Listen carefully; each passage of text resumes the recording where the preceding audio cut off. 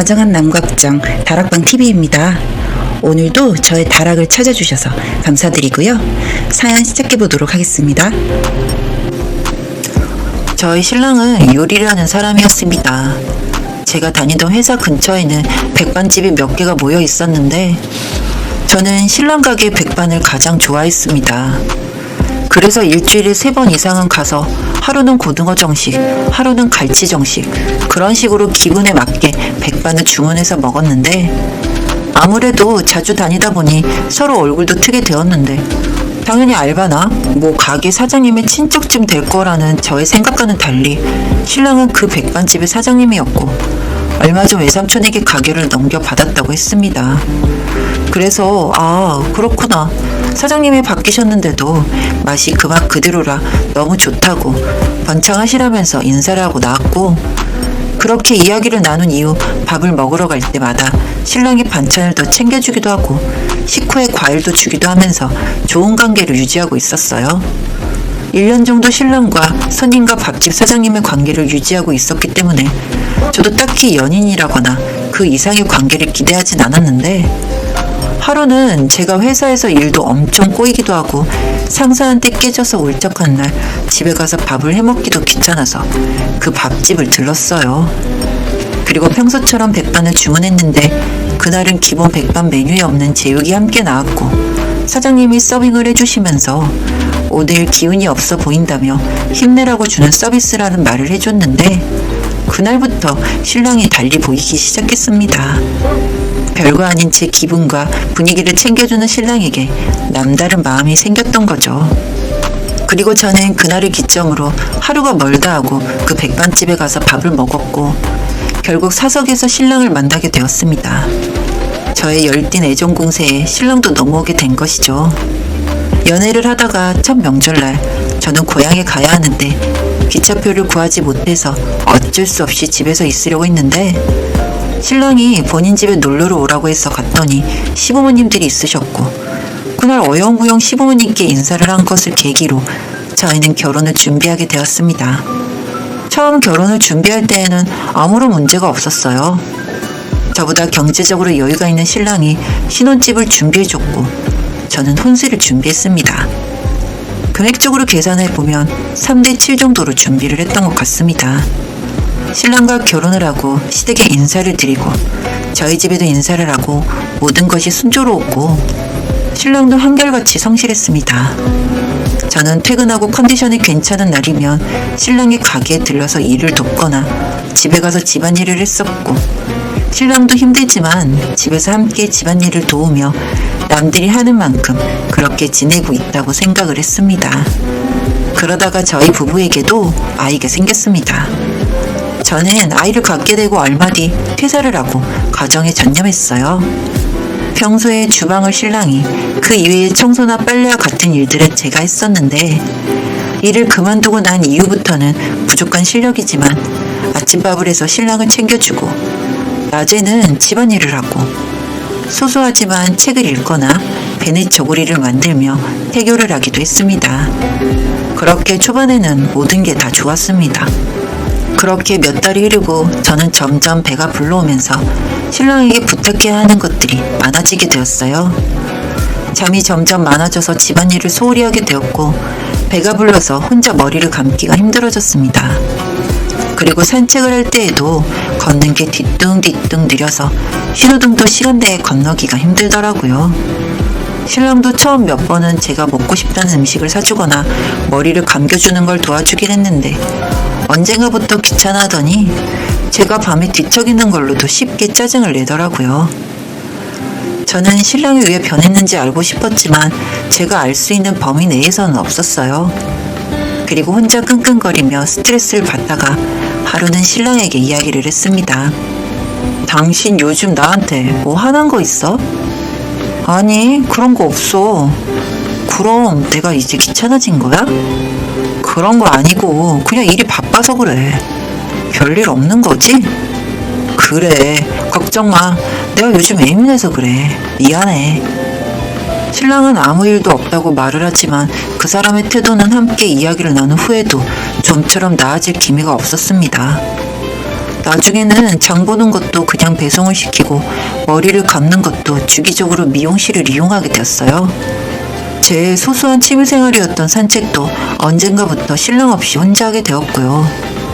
그리고 아이를 낳을 때가 되어가는데 아이가 생각보다 크기도 하고 제 자궁이 덜 열려서 결국 예정일을 넘기고 제왕절개를 하게 되었는데 신랑과 시댁에서 반대를 하더라고요.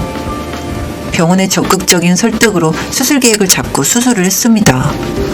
누가 아이를 낳는 게 자연분만이 일시불이면 제왕절개를 할부라고 표현을 하더라고요. 수술을 마취가 끼는 시점부터 정말 너무 아파서 정신이 혼미하고 일정 부분 필름이 끊기기도 했습니다.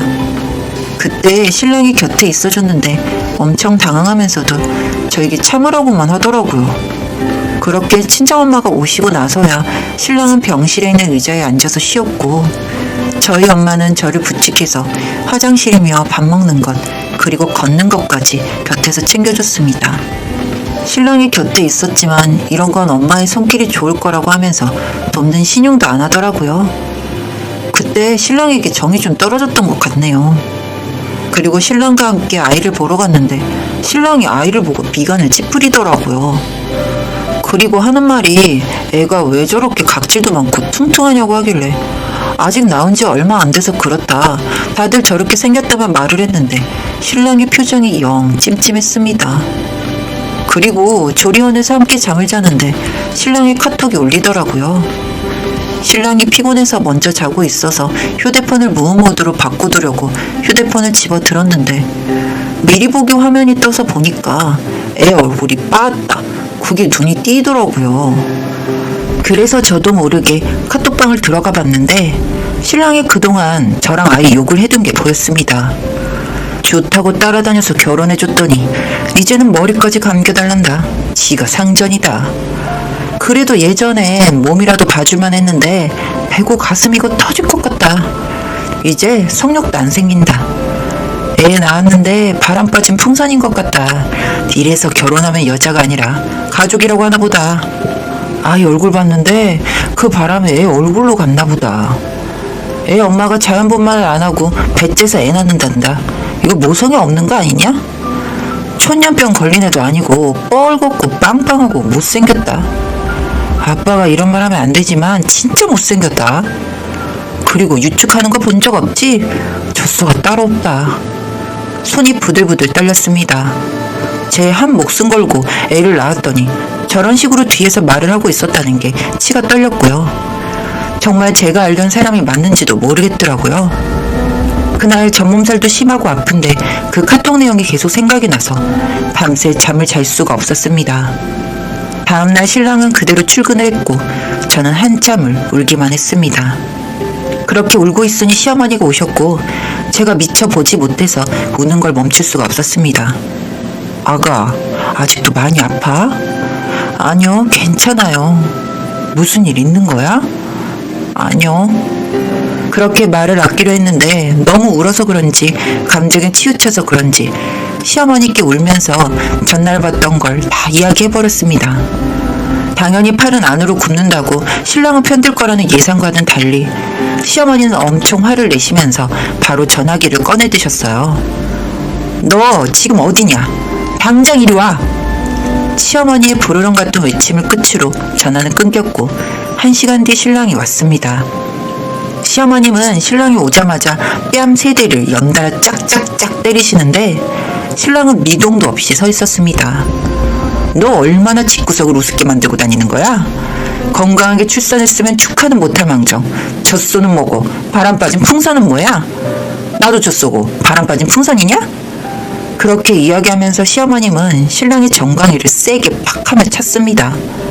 신랑은 그 자리에서 무릎을 꿇고 앉아 잘못했다며 저에게 빌었고 시어머님은 이런 거 용서할 필요 없다며 저보고 이혼이라도 하라며 말씀하셨고 신랑은 미안하다면서 남자들끼리 하는 허세 같은 거였다고 제가 볼 줄 몰랐다고 했습니다. 전 이상하게도 용서가 되지 않았습니다. 남들이 다 낳는 아기라고 쉽게 낳는다고 생각한 것도 너무 어이가 없고 솔직히 목숨 걸고 낳는 게 아기 아닌가요? 친척 언니가 둘째를 낳다가 세상을 떠난 적이 있어서 전 너무너무 두려웠는데 믿고 의지가 되어야 할 남편이 이딴 식이라니요. 시어머니도 과거에 시아버지에게 저런 식의 상처를 받은 적이 있다고 하시면서 사람 안 변한다고까지 해버리시더라고요. 그래서 저는 결국 이혼을 하게 되었습니다. 그 카톡방을 뒤지니까 연애 시절부터 저에 대한 험담을 많이 해왔고, 알고 보니 그 카톡방 멤버들이 전부 유명한 땡배 회원들이라는 것까지 밝혀졌습니다. 멀쩡한 사람 탈을 쓰고 사람 아닌 말과 행동을 한 것을 제 눈으로 확인하고 보니 정말 못 살겠더라고요. 혼인 기간이 짧아서 뭐 재산 분할 이런 것도 의미가 없었고 양육비가 문제였는데 이 인간이 양육비를 왜 줘야 하냐 난리더라고요. 뭐 그것도 안 받고 너 같은 놈이랑 다시 얼굴 안 보고 사는 것만으로도 다행이다 하고 있었는데 시어머니였던 분이 따로 연락을 해오셨습니다. 자기 자식마저도 저런 인간인 줄 몰랐고 살면서 내내 속 썩고 사는 것보다 같은 여자로서 이게 더 나을 수 있을 것 같다고요. 그리고 저에게 통장 하나를 내미셨습니다. 그간의 시어머님이 모아두셨던 돈에 시골에 가지고 있던 땅을 절반 정도 처분해서 넣은 금액이라고 하셨어요. 저한테 미안하다고 하시면서 그래도 아이 클 때까지는 양육비 이걸로 되었으면 하는 마음에 준비했다고 하셨고, 손주 보고 싶은 마음이야 속이 A지만 잘 키워주길 바라고 제가 불편하면 절대 아이 보여달라고 하지도 않겠다고 하시더군요. 그래서 딱 한 번 혹시라도 자기가 병들어 죽기 전에 그때 부탁하면 그 한 번만 들어달라고 하셨고요. 시어머니를 생각하면 마음이 아팠지만 그 인간에게서 탈출한 것은 정말 다행이라고 생각합니다. 저에게도 마음의 여유가 좀 생긴다면 시어머니를 찾아뵐 날도 오겠죠. 하지만 지금은 그러고 싶은 마음이 없는 게 사실이네요. 그리고 남편의 그 추악한 이면은 제 조리원 동기들부터 시작해서 그 동네 맘카페까지 퍼져서 얼마 뒤에 식당도 문을 닫았다는 소식이 들려왔습니다. 뭐 이젠 그러던지 말던지 상관은 없지만 정말 그런 이상한 사이트에서 사람 같지도 않은 짓 하는 인간들이 멀쩡하게 살아간다는 게 지금도 소름 돋고 너무 싫으네요. 전 현재 아기 키우면서 나름 잘 지내고 있습니다. 앞으로도 더 열심히 살아갈 것이고요. 제 곁엔 제가 끝까지 지켜줘야 할 아이가 있으니까요. 여기까지 제 이야기 들어주셔서